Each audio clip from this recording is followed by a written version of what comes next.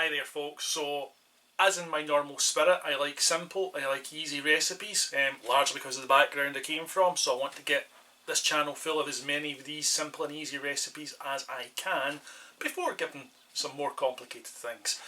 So in the spirit we're having mushroom and spinach ramen. It's not a difficult dish, again, it's very simple, very easy to put together. It is damn tasty, it's not in my normal wheelhouse of taste, but it's one of my wife's favourites, so it's in the rotation of what I make for the household. I still like it very, very much. It's just not the flavour set I go to, it's the flavour set she goes to, and we're all allowed that. So, on the let's get on with this. So first up, we require 150 grams of frozen spinach. Now, as I've explained in other videos, you can use fresh, but I'm demonstrating recipes using frozen ingredients, or at least some frozen ingredients, to show that you can successfully make a really tasty meal even with frozen ingredients. Next up, you need to wash your mushrooms, which we require 375 grams of. Now, when it comes to mushrooms, don't soak them. They're like sponges, so if you soak them in water, they're going to soak up all that water, and that's how you end up with slimy mushrooms. So take a damp cloth, rub the surface down, and remove the dirt that way. And we also require 1.5 bunches of spring onions, or as you say it in Scots, syboes. So to prepare our syboes, first thing we need to do is we need to rip off any limp shoots, any of the green leaf that you don't like the look of. We're then going to slice down the shoots to split them in two all the way down to the solid part of the stem where they meet, and then chop off the root at the bottom of them and repeat for every one of them. And now that we've sliced open all the shoots on our syboes, what we need to do is we need to rinse them under cold running water. The reason we do this is the way that spring onions are actually growing is you'll get a lot of grit and a lot of sand in between all of the shoot areas, so you need to rinse that out. I used to be lazy, honestly I did, and it never got all the dirt out because I would just rinse them without slicing them open. It's a bad idea. Slice them open, rinse them under the tap. You don't want to go to the trouble of making a gorgeous meal only to bite into a small bit of sand or a bit of grit. Now, in other videos I've demonstrated that you can use crushed frozen garlic. Here I'm showing you peeled garlic cloves that have also been frozen. Just again to demonstrate, options are out there. You can use the crushed garlic, you can use fresh garlic, or you can use these. You're going to need to let these defrost. If you're just bringing it out before you cook, 5, 10, 15 seconds in the microwave should be enough to defrost them. And we're looking for 4 cloves, which is the same as 1 crushed block. And along the same lines, here I want to demonstrate that you can use minced ginger paste. We're looking for 1.5 teaspoons, but the equivalent in fresh root ginger would be 1 inch of root ginger, or half a block of the crushed frozen ginger. And now we can measure out our mushrooms to make sure we've got the correct quantity. So we're looking for 375 grams or thereabouts of chestnut mushrooms. And now we're looking to finely chop our mushrooms. Now, there's people out there, I used to have the problem, I've heard plenty of other people over time saying that they don't like mushrooms or slimy, etc. I've already explained that the main reason that you get the slimy feeling when people start talking about mushrooms is because you've soaked them. And because they've soaked up all that water, they're slimy when you cook them. But people have then got a mental block because that's what they're going to expect. So to help them get over that hurdle, chop the mushrooms. It also distributes the mushroom flavour widely throughout your dish when you're doing it, rather than being as concentrated in just the mushroom when you bite it. So it's another way of just spreading the flavour through the meal. Therefore, when it comes to chopping them, we're going to treat them just like we do onion. We're going to slice them down towards the root section, but this time we want to slice all the way through, and then we're going to cut perpendicular at 90 degrees, and we're just going to chop them up finely. We're not looking for big lumps here, we're looking to get it relatively fine, and it's just cut one way, 90 degrees, cut the other, and we end up with nice mushroom chunks. And again, because if I'm going to demonstrate something, I like to do it from a couple of different angles just to help you see it better visually. First of all, half your mushroom, then slice down towards the root section, all the way right through, unlike an onion where we stop prior to breakthrough. We're looking to go all the way right through. turn the mushroom 90 degrees and then just cut down, and you end up with the beautiful chunks that we see here. Then grab yourself a bowl and we're going to set aside the mushrooms until we need them in just a little while.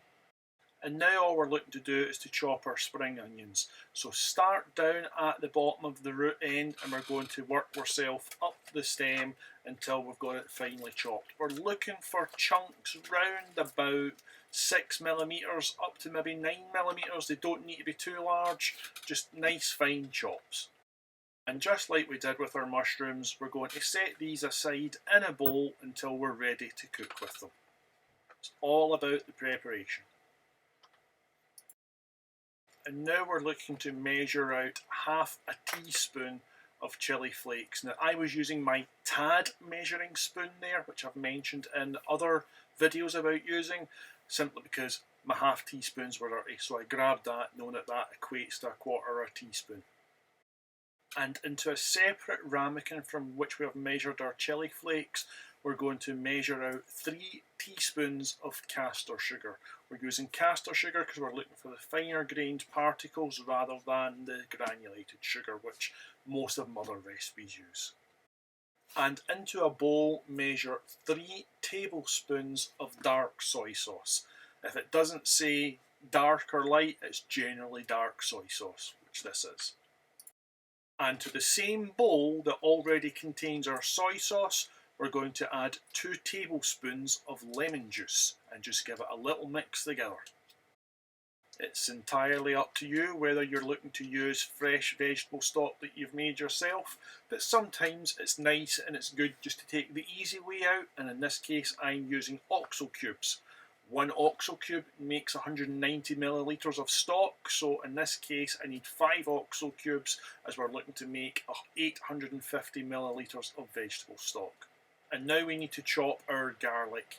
If you didn't bring your garlic out earlier in the day, chances are you'll need to defrost it. It's okay to give it a quick blast in your microwave, 5, 10, maybe 15 seconds maximum, just to get it defrosted enough for your knife to work through it. The nice thing with this frozen garlic is there's no skins that you need to break off and it's not sticking to your hands. But it still is garlic, so it still is sticky, so it's still going to try and adhere to your knife. There's no real trick to it, it's just chop, chop, chop, chop, chop until you've got nice fine particles. And it's now time to deal with our spinach. If you didn't bring your spinach out earlier in the day, again, it's alright to give this a reasonably quick blast in the microwave just to get it defrosted. We're then looking to take any of the water that was left from the defrosting process and drain it out into the sink. So just give it a wee crush with your hands to squeeze out the water and then take it over so that we can actually start chopping it up. If you're using fresh spinach, rip out and discard any thick, heavy stalks. And it's then just a case of finely chopping it, again similar to the garlic. There's no special technique. Chop in one direction, chop in the other until we get the spinach nice and broken up and ready to use. And because this serves 6, that means we require 4 blocks of either whole wheat or fine noodles.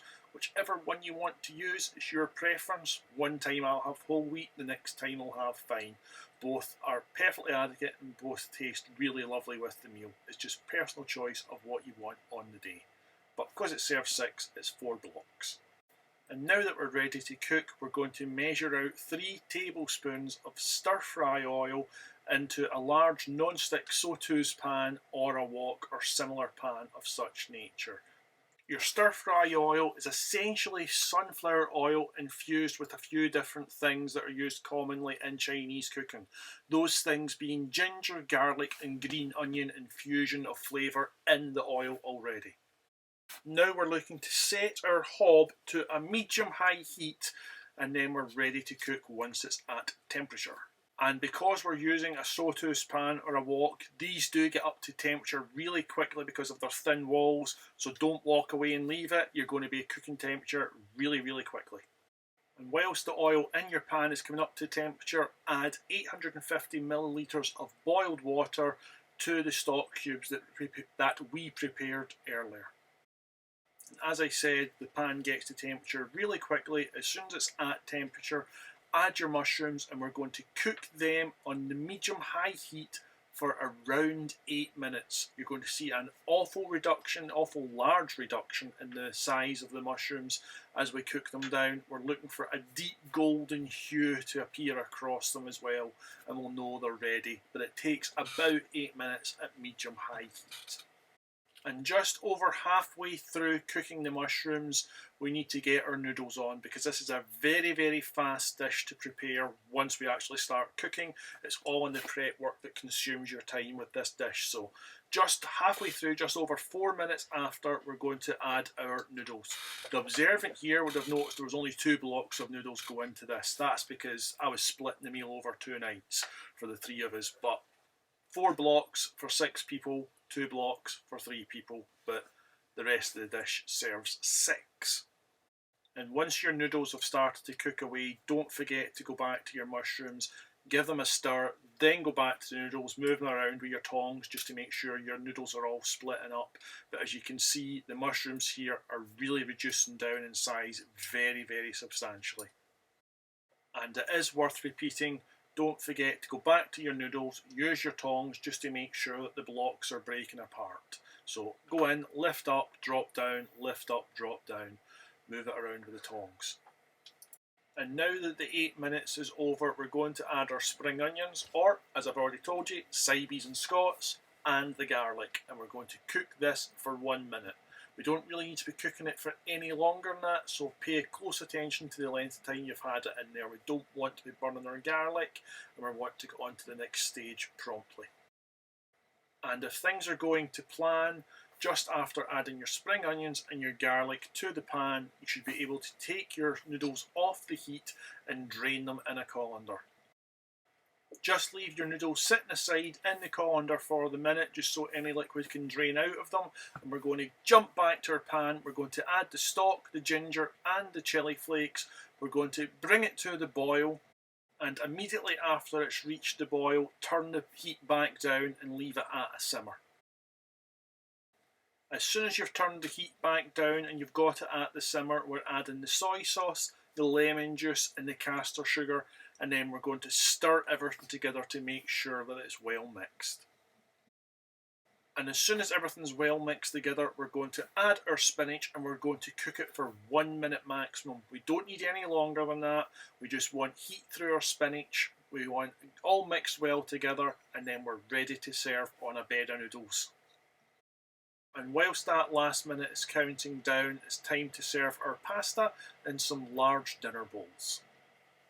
And by now the minute should be over, so grab a plastic ladle, because do not put metal near non-stick. Grab a plastic ladle and you can serve it up in the bowls. Just make sure you get plenty of the liquid with each spoonful as well. And as I said, this serves 6, so hence why you see me serving some off into the bowl on the side. Serving some one night and some another.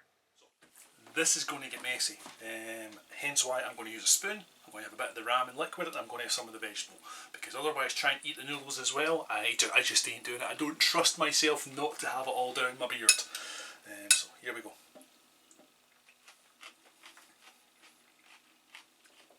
It's absolutely lovely. Oh, excuse me. I've just swallowed a spring onion whole. Pressure of being on camera, I guess, forgetting to chew. So it's absolutely lovely. It's just not my normal wheelhouse, not my flavour set, but it's absolutely the wife's flavour set. She absolutely adores it. I still really, really like it.